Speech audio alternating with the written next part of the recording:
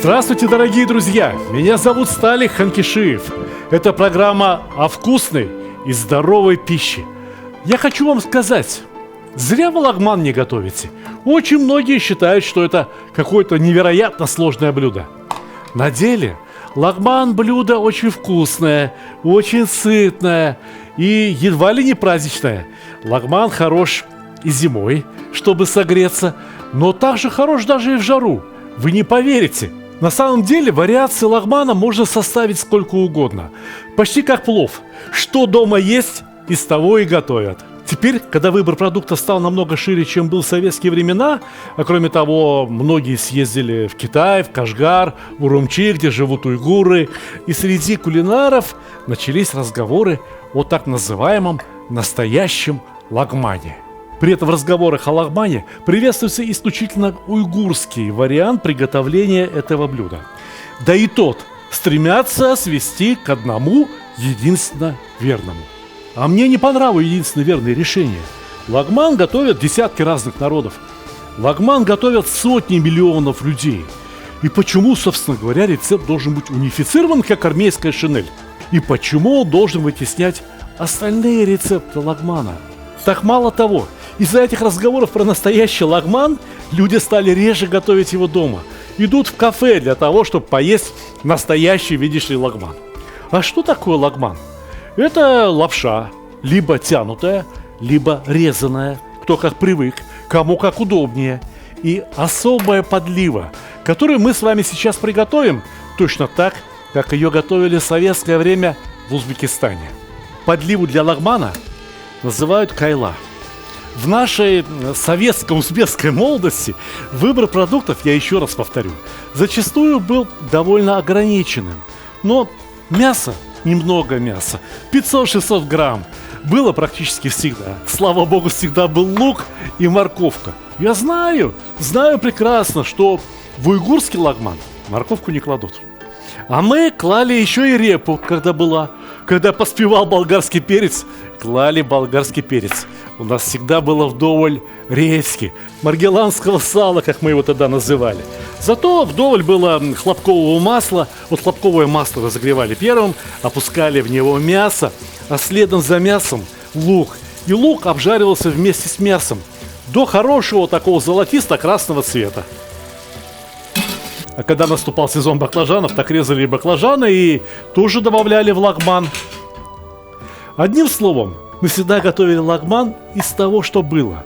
Лагман, по сути дела, сезонное блюдо. Зато, когда мы познакомились с настоящим уйгурским лагманом, оказалось, что от прототипа лагмана в узбекском варианте осталась только технология, да сама лапша. А подливу мы готовили, разумеется, без вот этих вот хитрых китайских специй, разумеется, без сельдерея.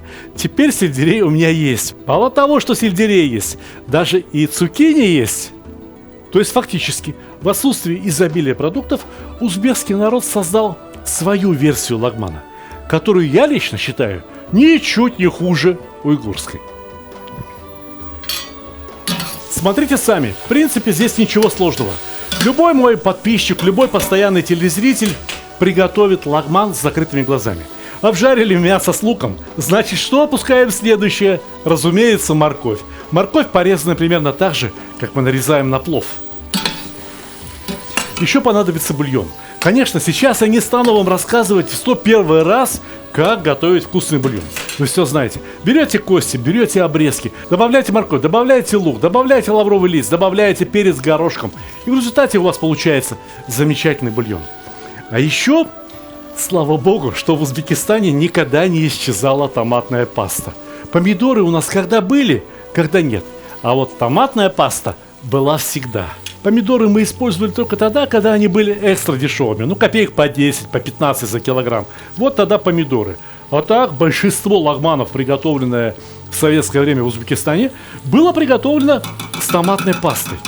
Вы не забывайте только томатную пасту как следует обжаривать, для того, чтобы не было запаха вот этой сырой томатной пасты. Специи добавляли какие есть. Можно и вовсе приготовить лагман без единой специи, и это все равно будет очень вкусно за счет узбекского метода обработки продуктов. Но Если есть черный перец, непременно надо добавить немного черного перца. Если есть хоть чуть-чуть молотой зиры, добавим немного зиры, будет вкуснее.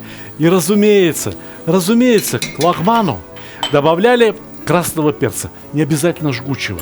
Можно добавить сладкую паприку. Сладкий молотый перец, слава богу, всегда продавался на базаре. Стоил он копейки, и поэтому я закладываю его аж 2 столовые ложки. И теперь все, что осталось, это перемешать мясо, лук, морковку, специи и сразу добавить немного воды. Ну сколько немного? Мы готовим соус, мы не готовим суп. Запомните, что для лагмана непременно необходимо иметь бульон отдельно, а соус, кайлу отдельно. Вот добавил примерно литр воды и хватит. В этом литре воды отлично потушится репа. Репу тоже нарезали примерно точно так же, как и морковь. Что есть, то и нарезайте. Нету репы, ограничьтесь одной морковью. Все равно будет очень вкусно. Я вам обещаю.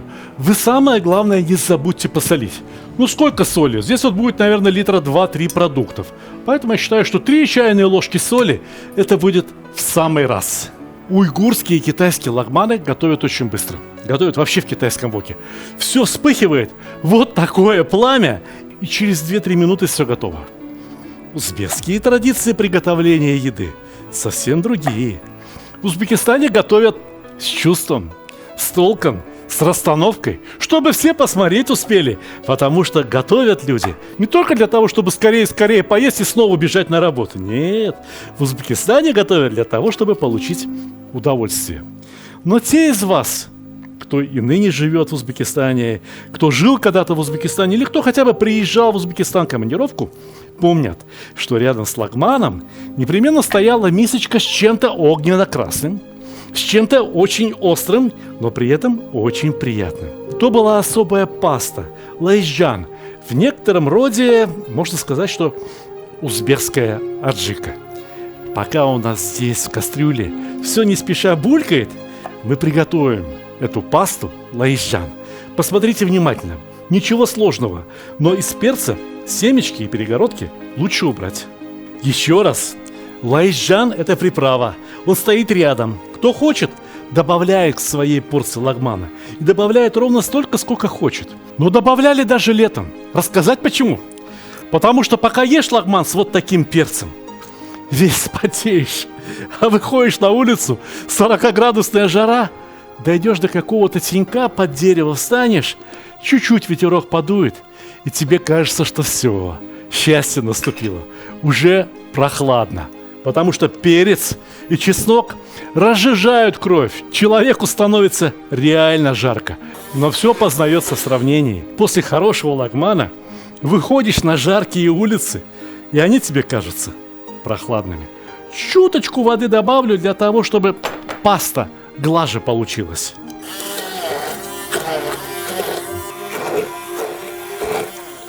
Когда еще не было таких блендеров, разумеется, перец и чеснок прокручивали через мясорубку, либо в ступке толкли. Но потом все опускали в хорошо разогретое масло. Сейчас будет очень громко, и сейчас будет очень сильно пахнуть. Приготовьтесь!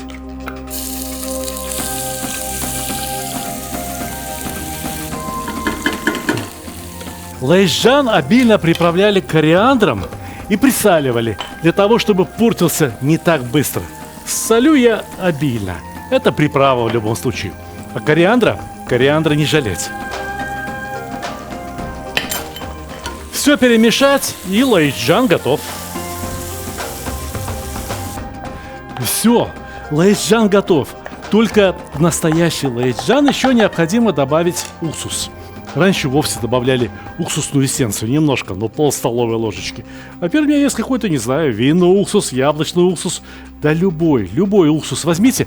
Он необходим для того, чтобы лайжан быстро не испортился. Чтобы его не готовить каждый раз.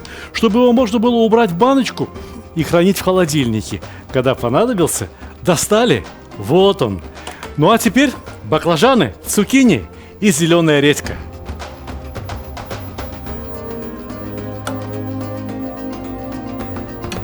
Я надеюсь, вы понимаете, что сейчас я фактически импровизирую, играя с продуктами, которые есть в моем холодильнике. В этом и есть суть народной кухни.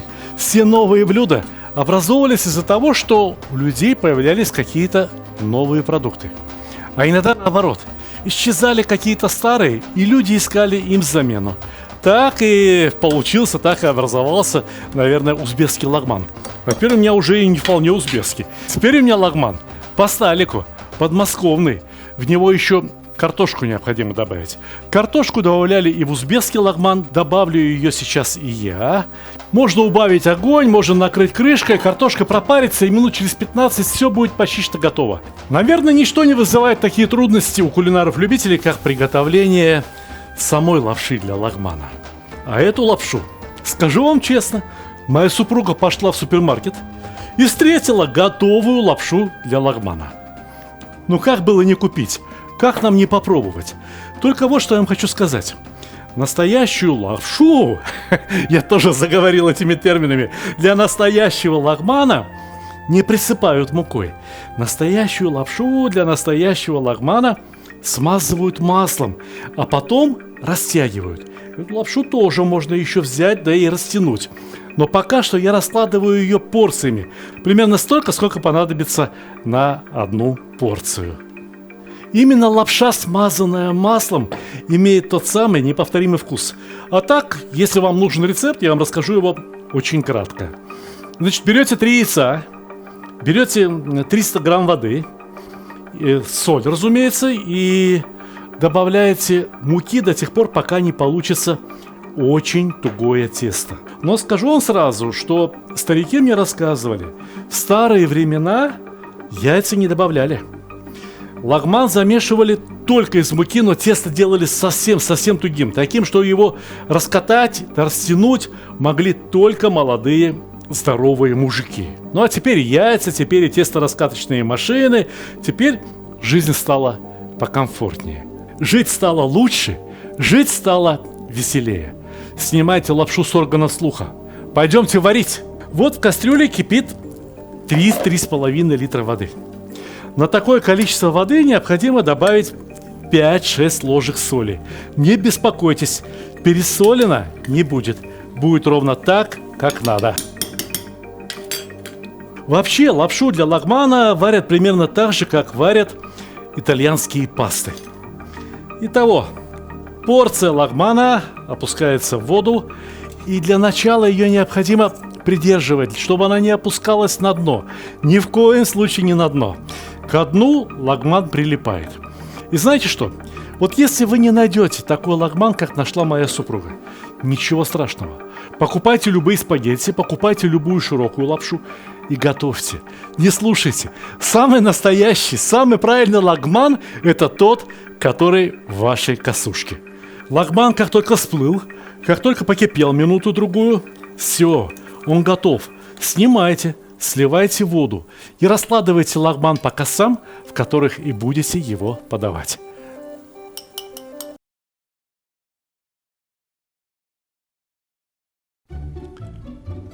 Самый лучший подарок – тот, который приносит радость и удовольствие, особенно если речь идет о мужских удовольствиях.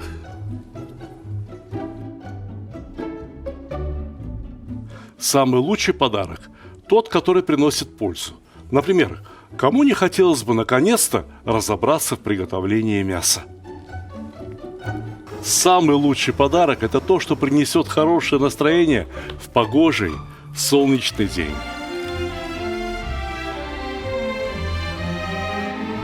Самый лучший подарок – тот, что способен научить чему-то полезному и вкусному, ведь казан на кухне, как рояль в оркестре. Самый лучший подарок – это расширение кругозора. А вы думали, что плов – это блюдо с единственно верным рецептом? А не пора ли покорить все вершины великого блюда? Самый лучший подарок – тот, что может сделать человека счастливым. Ничто не укрепляет семью так, как вкусное и доброе застолье. Отличный подарок – это книга с новыми рецептами из хорошо знакомых продуктов, к тому же приглашающая в очень вкусное путешествие в мир Востока. Самый лучший подарок, когда все самые любимые и популярные рецепты собраны в одном месте, где текст превращается в видео, а картинки оживают. Полюбуйтесь, какой красавчик.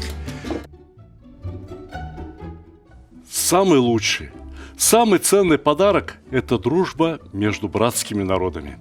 Теперь вы совершенно точно можете сказать, что с татарами вы уже давно пуд соли съели.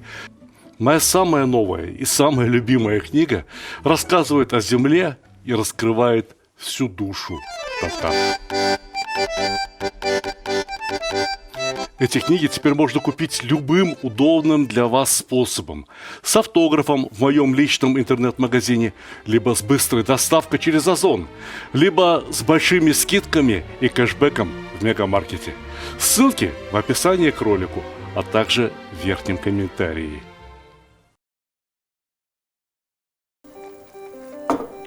Даже когда готовили для общепита, готовили именно вот так. Лагман отваривали сразу, по мере его готовности, не давали ему перестоять, не давали ему перележать на столе и раскладывали его по косам. Если кто-то думает, что лагман подавали холодным, он сильно ошибается. Смотрите внимательно, не переключайтесь, сейчас начинается все самое интересное. Еще раз, отвариваем буквально 2-3 минуты. Горячий лагман лежит в косе, и он продолжает сам себя готовить. Ох, я с вами заговорился и чуть не забыл про болгарский перец и сельдерей. Впрочем, эти овощи готовятся очень быстро, буквально 5 минут, и все будет готово. Поэтому досыпаем их сверху. И что остается? Остается только зелень. Зелень я тоже опущу в лагман, но еще не время. Айда лапшу доставать. Есть одно но. Не соблазняйтесь мыслью сварить всю лапшу разом. Дело в том, что когда мы опускаем понемногу лапши в кастрюле, вода в кастрюле вскипает очень быстро. То есть лагман не разваривается, клейстер из себя не выпускает. Вы понимаете? Лапша прогревается стремительно. Вот, буквально пока я говорил, она уже всплыла. Осталось подождать 1 минутку до готовности. Однако, тем не менее, вода, в которой готовился лагман, приобретала особый вкус. И ее тоже по чуть-чуть добавляли в каждую порцию лагмана. Несмотря на то, что она была изрядно соленая. Давайте посчитаем. У нас получается 8 порций лагмана. Да, кажется, подливы еще порядком останется и на завтра. На 8 порций лагмана ушло 800 грамм лапши. Ушло грамм 500-600 мяса. Да, конечно, это была мякоть. Но кто запрещает взять, к примеру, бараньи ребрышки? Да кто запрещает взять хотя бы курятину? Мы же не для ресторана готовим. Мы готовим дома. Из того, что есть. У нас ушло 6-7 пиал, ну, наверное, 1,5 килограмма разных овощей. Все это стоит очень недорого. А еда, которая у нас сегодня получается, это настоящий праздник. Самое время опустить в соус зелень. Достаточно много зелени. Я так люблю. Мне так вкусно.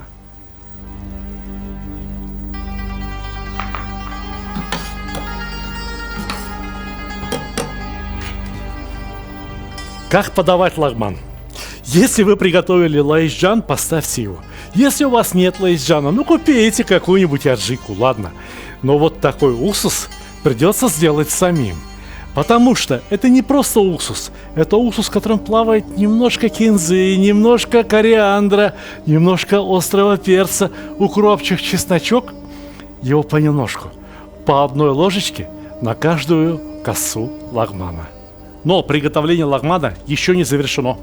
Вот эту остывшую лапшу, я же обещал вам рассказать всю правду, снова опускают в кастрюлю. Для того, чтобы она подогрелась. Но это еще не все. Коса-то холодная. Значит, берем вот этой горячей воды, наливаем в косу, споласкиваем косу, тем самым подогреваем ее и ждем, когда вновь всплывет лапша. Всплыла? Ага, перекладываем.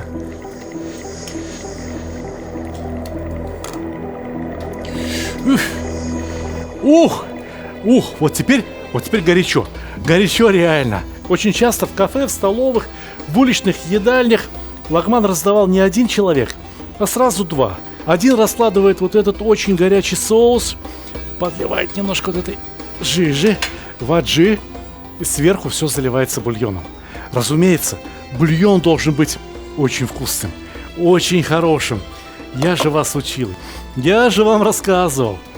Бульон из костей и обрезков. Но знаете, меня что удивляет?